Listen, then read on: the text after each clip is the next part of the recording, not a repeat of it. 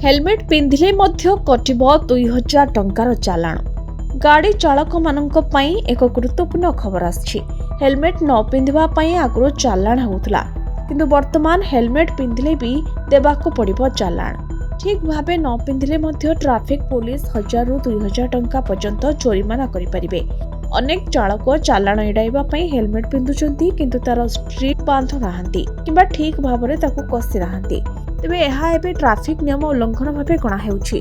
भारत सरकार को मोटर यान आईन 1998 संशोधन अनुसार हेलमेट केवल मुंडरे रखिबा नुहे, ताकू ठीक भाबरे पिंधिबा मध्य जरूरी अटे।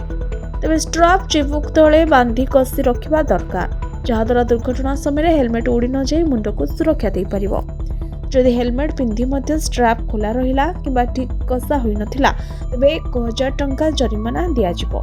या सहित हेलमेट रो आईएसआई मार्क नथिले आउ 1000 टंका चालान कटि पारे। मोट उपरे असुरक्षित हेलमेट पिंधिबा पई 2000 टंका पर्यंत जोरिमाना देबाको पड़ि पारे। दिल्ली पुलिस एही नियम को कड़ाकड़ी लागू करछंती एवं अण आईएसआई हेलमेट पई इतिमध्ये 1000 टंका चालान काटुछंती। तबे दुई चकिया दुर्घटना रे अधिकांश मृत्यु मुंडरे आघात लागिबा जोग हेउतबारु एही नियमर उद्देश्य हेउची चालक मानक जीवन सुरक्षा करबा। Bureau report, Dinalipi live.